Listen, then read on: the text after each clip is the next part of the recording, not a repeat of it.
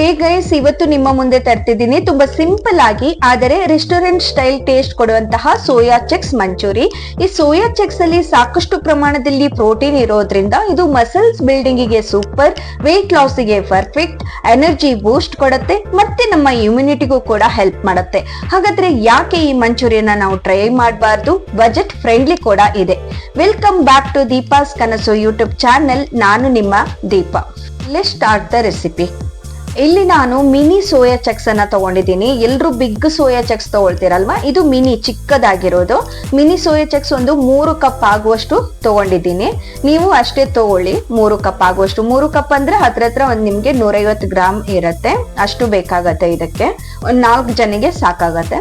ಒಂದ್ ಪಾತ್ರದಲ್ಲಿ ನೀರ್ ಕುದಿಯಕ್ಕೆ ಇಟ್ಕೊಂಡಿದ್ದೀನಿ. ಆ ಕುದಿಯುತ್ತಿರುವ ನೀರಿಗೆ ಈ ಸೋಯಾ ಚೆಕ್ಸ್ ಅನ್ನ ಹಾಕಿ ಒಂದ್ 5 ನಿಮಿಷ ಬೇಯಿಸ್ಕೋಬೇಕಾಗತ್ತೆ. ಇಲ್ಲ ಈ ಸ್ಟೆಪ್ ಮಾಡಲ್ಲ ಅಂತ ಇರುವವರು ನೀವು ಬಿಸಿ ನೀರಿಗೆ ಹಾಕ್ಬಿಟ್ಟು ಸೋಯಾ ಚೆಕ್ಸ್ ಅನ್ನ ಹಾಕಿ ಒಂದು 10 ರಿಂದ 15 ನಿಮಿಷ ನೆನೆಸಿ ಇಟ್ಕೊಳ್ತೀರಾ ಅಂದ್ರೆ ಆ ತರನು ಮಾಡ್ಕೋಬಹುದು, ಬೇಯಿಸ್ಬೇಕಂತ ಇಲ್ಲ. ಕ್ವಿಕ್ ಆಗಿ ಮಾಡುವವರು ಈ ರೀತಿಯಾಗಿ ಮಾಡ್ಕೋಬೇಕಾಗತ್ತೆ. ನೆನೆಯಕ್ ಬಿಡಕ್ ಟೈಮ್ ಸಿಗದೆ ಇರುವವರು.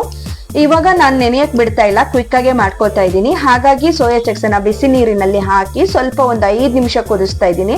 ಅದಕ್ಕೆ 1 ಟೀ ಸ್ಪೂನ್ ಆಗುವಷ್ಟು ಉಪ್ಪು ಮತ್ತೆ ಅರ್ಧ ಟೀ ಸ್ಪೂನ್ ಅರಿಶಿಣವನ್ನ ಹಾಕೊಂಡು ಚೆನ್ನಾಗಿ ಬೇಯಿಸ್ಕೊಂಡೆ. ಒಂದು 5 ನಿಮಿಷ ಆಯ್ತು, ಇವಾಗ ತೆಗ್ದಿದ್ದೀನಿ ನೋಡಿ. ಇಷ್ಟು ಚಿಕ್ಕದಿರೋದು, ಸ್ವಲ್ಪ ಉಪ್ಕೊಂಡು ದಪ್ಪ ದೊಡ್ಡದಾಗಿ ಇರತ್ತೆ, ಅಲ್ಲಿ ತನಕ ನಾವು ಬೇಯಿಸ್ಕೋಬೇಕು.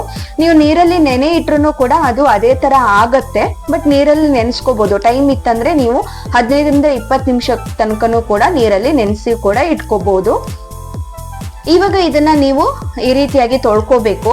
ಅಂದ್ರೆ ಕಂಪ್ಲೀಟ್ ಆಗಿ ಇದನ್ನ 3 ಸಲ ತೊಳ್ಕೋಬೇಕಾಗತ್ತೆ. ಈ ರೀತಿ ಹಿಂಡಿ ಬೇರೆ ಪಾತ್ರಕ್ಕೆ ಹಾಕಿ ಮತ್ತೆ ಬೇರೆ ನೀರನ್ನ ಹಾಕಿ ಹಿಂಡಿ, ಅದೇ ತರ 3 ಸ್ಟೆಪ್ಸ್ ತರ ಮಾಡಿ ನೀವು ತೊಳ್ಕೊಂಡು ರೆಡಿ ಮಾಡಿ ಇಟ್ಕೊಳ್ಳಿ. ಅದಾದ್ಮೇಲೆ ನೆಕ್ಸ್ಟ್ ಸ್ಟೆಪ್, ನಾವು ಒಂದು ಬೌಲ್ ತಗೊಳ್ಳಿ.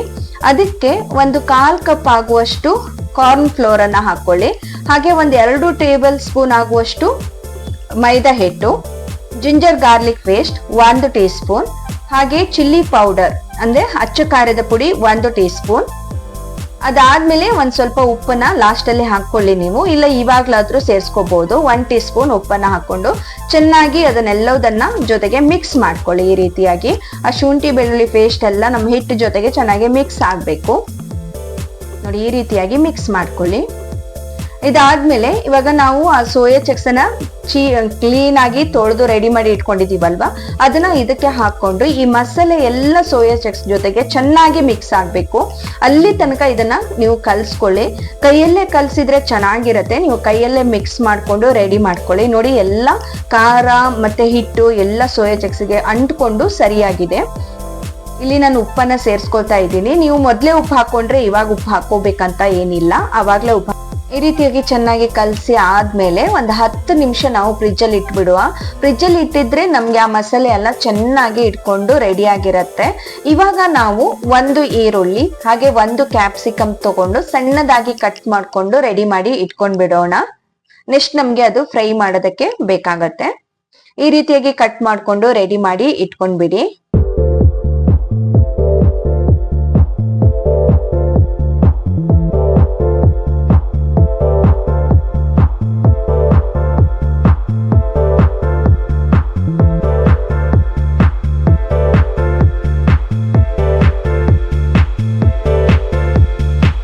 ಒಂದು ಬಾಣ್ಲೆ ತಗೊಳ್ಳಿ. ಇದನ್ನ ಫ್ರೈ ಮಾಡ್ಬೇಕಲ್ವಾ, ಹಾಗಾಗಿ ಒಂದು ಬಾಣ್ಲೆ ತಗೊಂಡು ಅದಕ್ಕೆ ನಾನು ಇಲ್ಲಿ ತೆಂಗಿನ ಎಣ್ಣೆಯನ್ನ ಹಾಕೊಳ್ತಾ ಇದ್ದೀನಿ.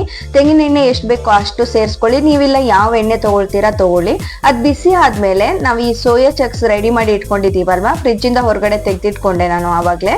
ಅದನ್ನ ಇವಾಗ ಇಲ್ಲಿ ಹಾಕಿ ನೀವು ಸ್ವಲ್ಪ ಬ್ರೌನ್ ಕಲರ್ ಬರೋ ತನಕ ಇದನ್ನ ಫ್ರೈ ಮಾಡ್ಕೊಳ್ಳಿ. ತುಂಬಾ ಚೆನ್ನಾಗಿರತ್ತೆ ನೋಡಿ ಈ ತರ ಮಾಡ್ಕೊಂಡ್ರೆ.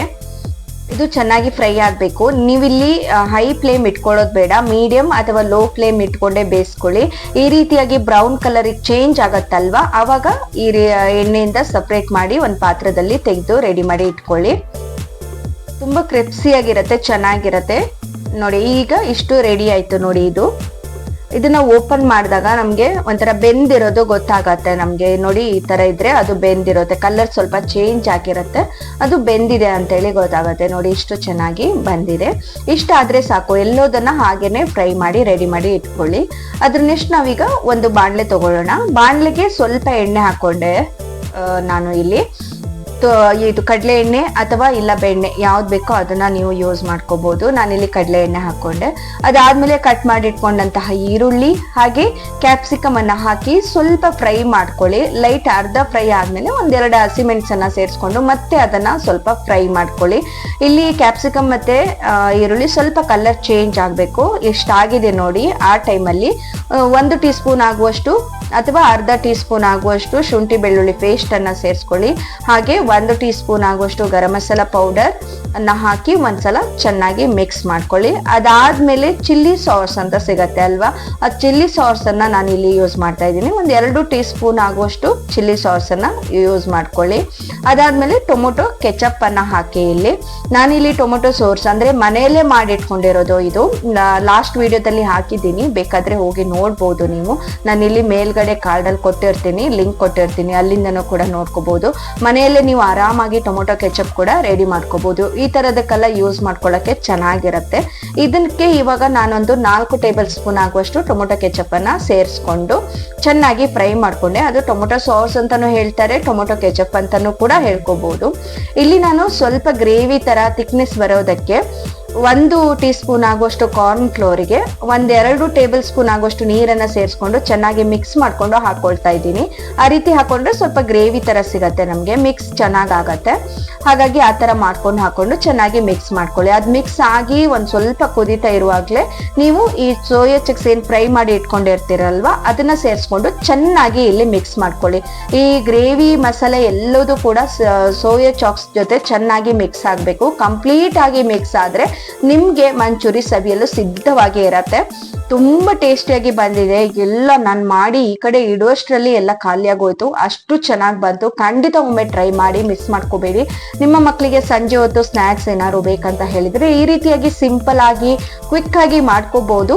ಆರಾಮ್ಸಾಗಿ ಮಾಡ್ಕೊಳ್ಳಿ. ಇವತ್ತಿನ ಈ ವಿಡಿಯೋ ನಿಮ್ಗೆ ಇಷ್ಟ ಆಯ್ತು ಅಂತ ಭಾವಿಸ್ತೀನಿ.